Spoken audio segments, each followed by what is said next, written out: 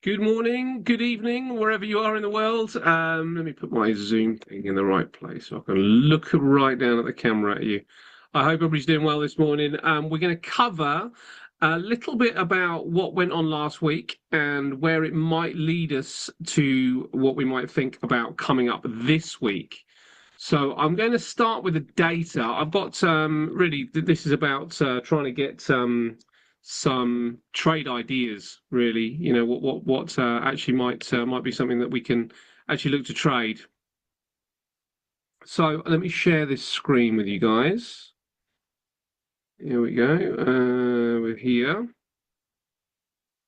and have a look at the economic calendar from last week and really what it was telling us about the market. So looking through, the pound actually started the week relatively negatively in its outlook, but it improved as time went on. But I'm going to start and go through one by one rather than covering them all at the same time because it gets a little bit confusing, I think, doing it that way. It was a pretty big week actually last week. So let's start with the Aussie. And really, what we saw, quarterly business confidence improved a little bit. Manufacturing PMIs actually there was a decline there, but there was an increase in services PMI.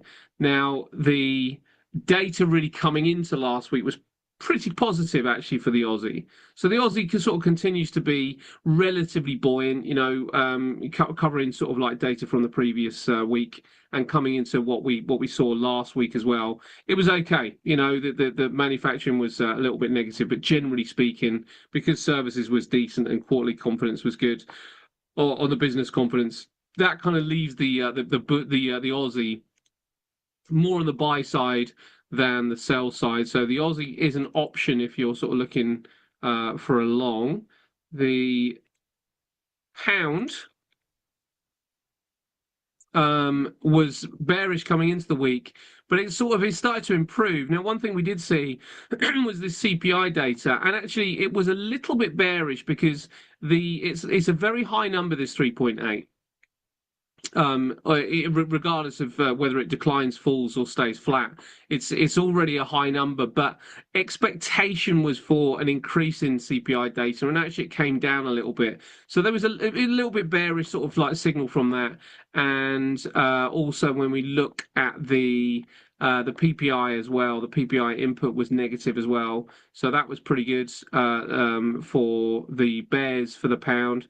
We had some consumer confidence come out along with the retail sales, which actually started to boost things a little bit. Manufacturing, an increase, but still under 50, notably. The services PMI was a slight beat and at 51, not a huge expansion, so around about neutral. So pound might well be worth being a little bit cautious about, I would suggest, in the coming week. Really, what we're looking for is something to really stand out, and the pound doesn't really stand out as a tradable opportunity. The Canadian dollar is the next one we'll have a quick look at. And the Canadian dollar was a little bit bearish as it happens. The CPI data did come out slightly beating and actually beating on the year over year basis, but. Interestingly, so when we sort of like look at some of this CPI data, even though it beats, because of where it is, 2.4% isn't really awful, and that wouldn't encourage a central bank to raise interest rates at 2.4%. However, the money that is used in people's wallet is worth less because of the inflation. So that's actually a little bit negative for the Canadian dollar. And we also did see some housing starts from the Canadian dollar, which were maybe a little bit more bearish as well. So the core CPI was relatively neutral, but this CPI data does actually give it a little bit of a bearish slant. Let's have a look now at the euro. Now, the euro is maybe one of interest for the buy side. The Aussie definitely we could consider. The euro is another one that we could consider. It was already okay, the euro, but when we kind of have a look down at the services PMI, that was a decent beat. 52.6, 52.6, sorry, from 51.2. Is a decent beat. That's a decent climb.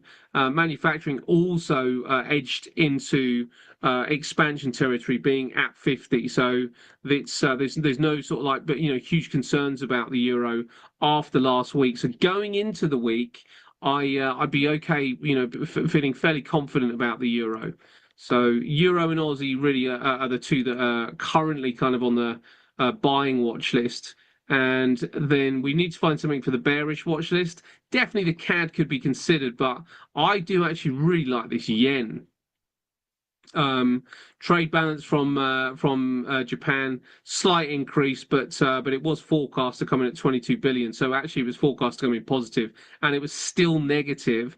And that little climb is also, relatively bearish. So trade balance is something that could give us a bit of a signal that we should possibly be looking at selling the yen. CPI data, national CPI data, came in at 2.9 from 2.7. And it's another one of those situations that if you don't get a reaction from the central bank, i.e., they don't raise interest rates, the money's getting eaten away. So that actually provides a bit of a bearish slant to it. It's because it's at 2.9, it's edging closer to where the Bank of Japan or in fact other central banks would be more likely to maybe hint at raising, but the BOJ tend to be sort of like relatively dovish. So it's a bit of a neutral sign that I wouldn't take too much heed in it, one way or the other. And manufacturing PMI really was the other kicker. Not only was it a loss of expectation, but it was a decline. So 48.3 is a bearish signal for the yen. And therefore that is on the selling watch list. So looking at the euro yen, we'll look at the charts in a moment. Looking at the Aussie yen maybe as well, we'll look at the charts for that.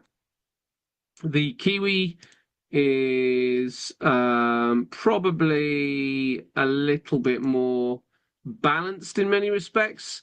CPI came out and it was showing a 3%, bang in line with forecast, but a 3% kicker. And that will probably leave the central bank maybe on the alert a little bit. But it's actually it's a bit bearish, that because of again rising prices and a lack of financial kickback from the New Zealand dollar. Not a particularly good signal. Trade balance was a little bit more, I guess, neutral. A slight climb, but it's still pretty negative. So not that interested in the Kiwi, if I'm honest. I'm not really looking for the Kiwi either this week. And then we'll finally end up with the last two, which is the Swissy, which didn't have a lot of data actually from Switzerland, but the trade balance did come out, and it was a little bit bearish, a bearish signal, but missing forecast. But this sort of this climb of where it is does actually sort of like tend to weigh on the Swissy rather than have a positive impact. And then finally the US dollar. So really, we're looking right now. Aussie and euro are potentially the sort of like the buying currencies. Possibly the CAD, but definitely the yen is on the bearish side. And there's other things as well with the yen that we can look at. But when we look at the dollar, there wasn't really anything significant. There wasn't any sort of significant releases. Not a lot of significant releases until Friday.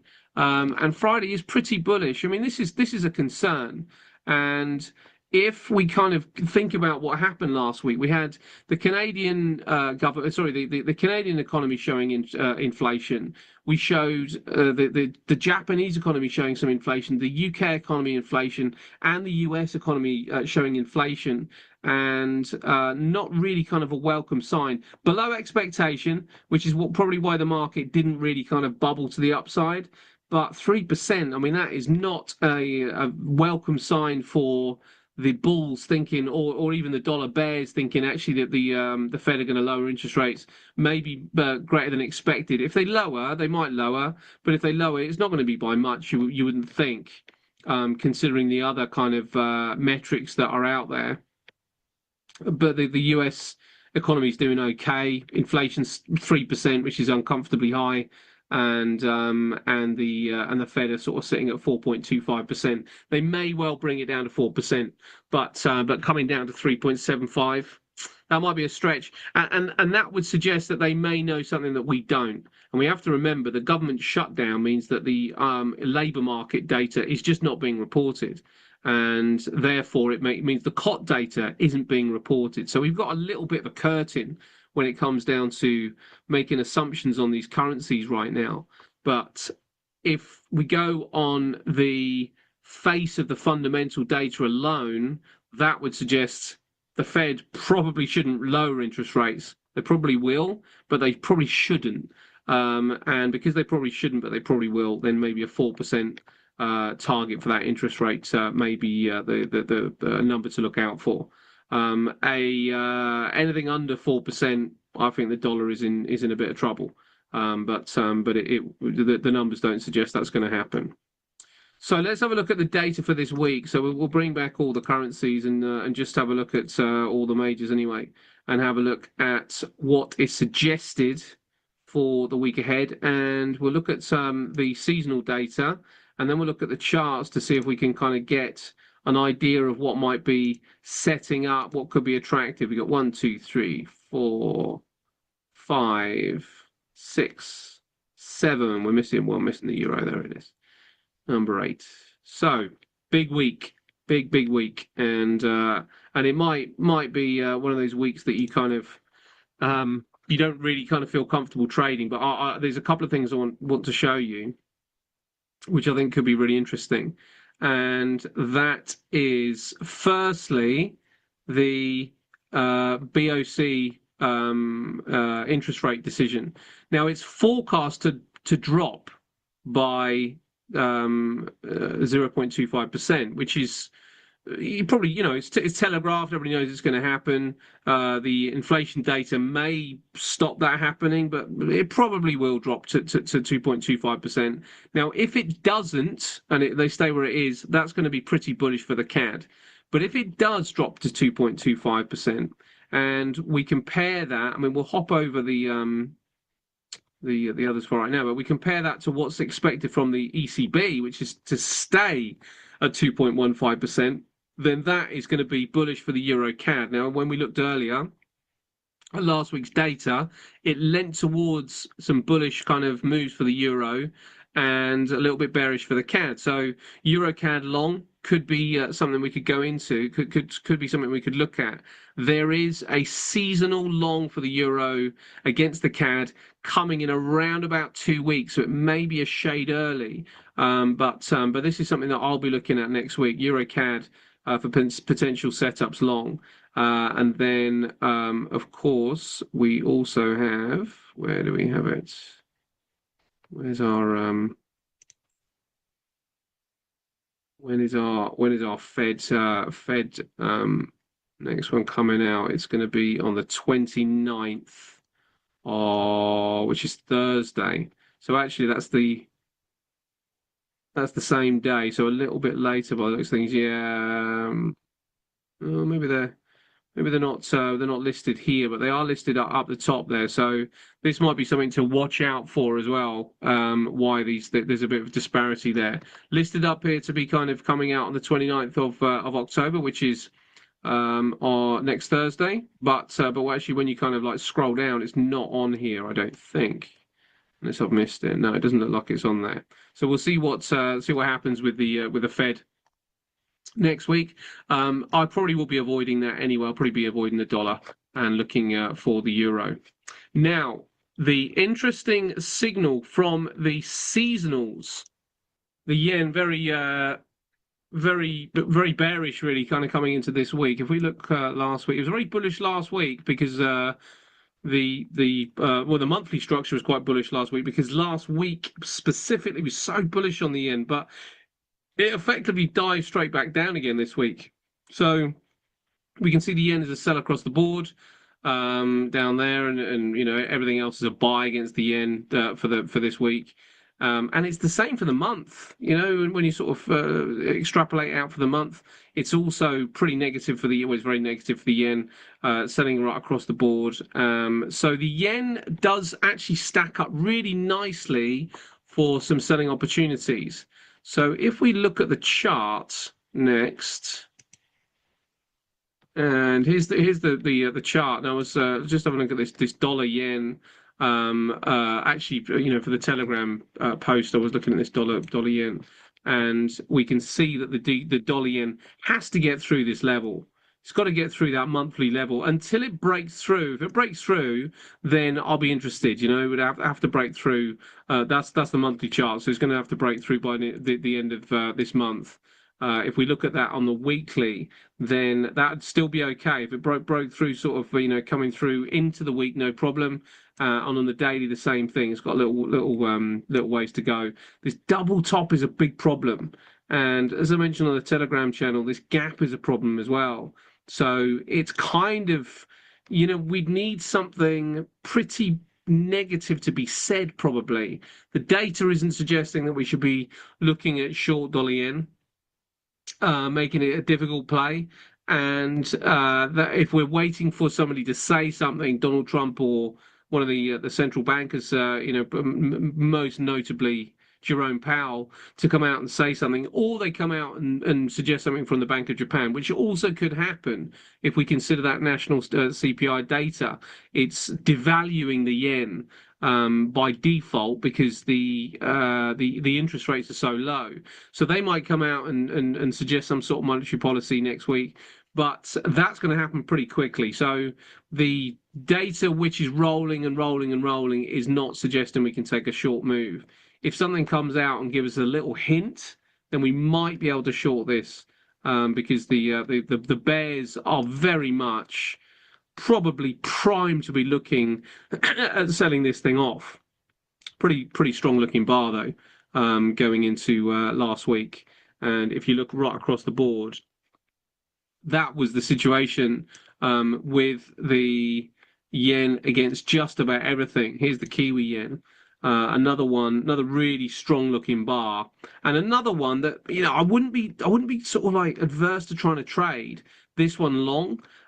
Maybe as a proxy, really, sort of for the Aussie. I wouldn't mind the Kiwi yen, but again, it's kind of right on top of resistance and not an area to want to trade. I'd probably move my trend line up to get clear of this level before I was going to trade it. If it broke and held there for one of the days next week, return for another day, then I'll be looking maybe for some buy signals. I mean, it'd have to be as no earlier than Wednesday, given the structure of the chart. And here's the Aussie yen, which fundamentals look good with this one. A decent looking weekly bar. And if we go to the daily, got some room to the upside, but not a lot of room. So maybe drifting back down again, maybe sort of like testing the this low test, this hammer, maybe testing this area could be a sort of potential buying opportunity. But it's closed the gap, so this one's not such a problem. But it just the charts against the yen are all a bit elevated. They're right on top of resistance. They're not particularly attractive. If you're looking at play, and this is this is a head and shoulders pattern. You can see this here. Here's the left shoulder here. There's the head up there. There's the right shoulder kind of forming. It looks like it's got a little while to form, but that also suggests downside. That's what the chart pattern's kind of suggesting, which is not particularly useful. So not 100% sure about the yen really, or anything against the yen. It's not something which is all that tradable, given the current price.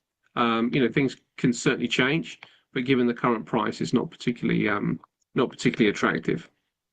Okay, so I'm not sure if I can get rid of this. There we go. Sorry, couldn't get rid of my drawings there, so it's an easier way to do it.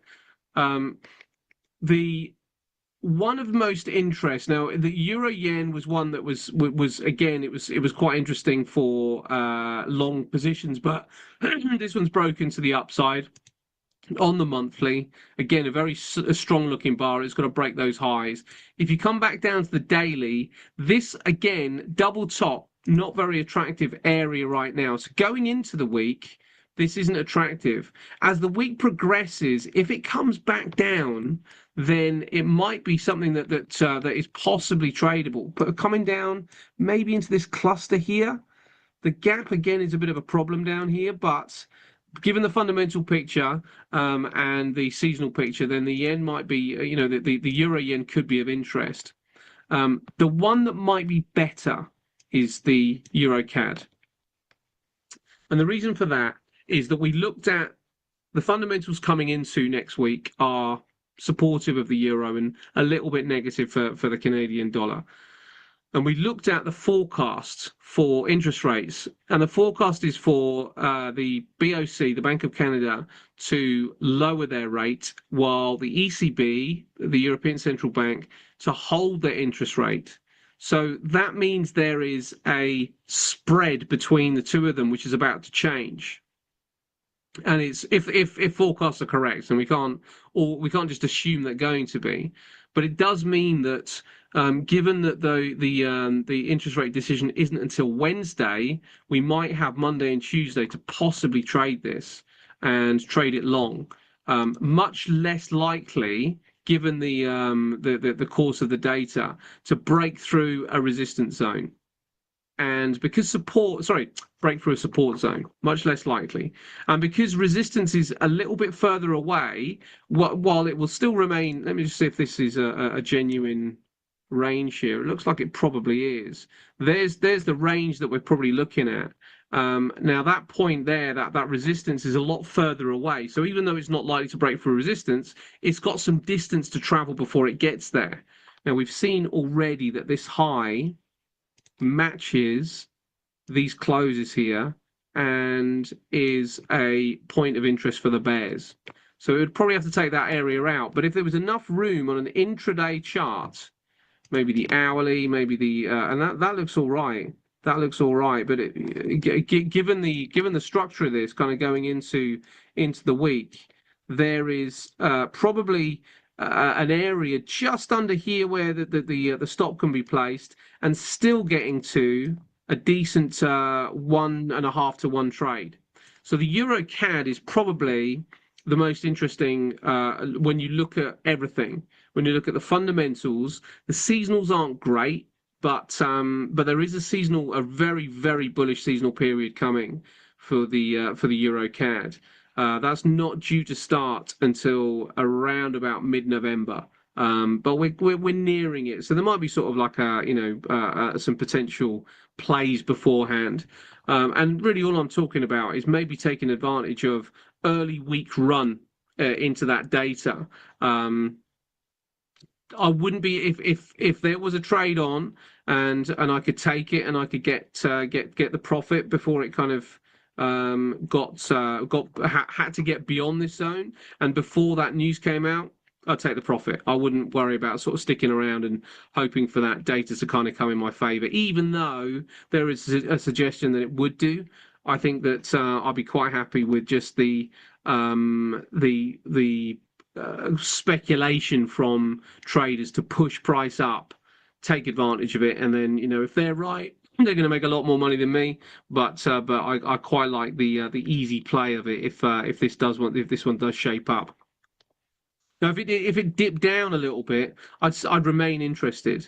It would just sort of like actually make the price more attractive, because what I'd really like is to get stops under here. So if there was enough room to get a stop under that point and still get 1.5, 2 to 1 to the upside, that would be more attractive. So buying in and maybe looking for another trade if it does dip down, but looking for a run to the upside on the Euro CAD. So really, it's a week to be very careful. Because those interest rates announcements are coming out from the ECB, potentially from the Fed, and also from the BOC. then it's a week which is going to contain some volatility. You could choose to just stay away from the ones without the central bank announcements, or you could attempt to play an early week trade with something like the Euro CAD, and see if you can get a decent run to the upside. But that would be my take on the week. I hope you all have a great week too. Be very patient. That's the key really to the game, and make cool, calm decisions. And if you struggle to do that, probably something to do with the way that you're approaching the trading environment. So it won't necessarily be a human fault of how you're necessarily trading. It might be sort of like slightly a bit bigger than that, and just sort of like something about how you're approaching looking at the charts, and maybe look at try and place your trade, make a decision, step away from the charts and take the emotional. Have a great week, guys. I wish I could be with you, but I've got a very busy day ahead. But happy trading, and I'll see you all very soon.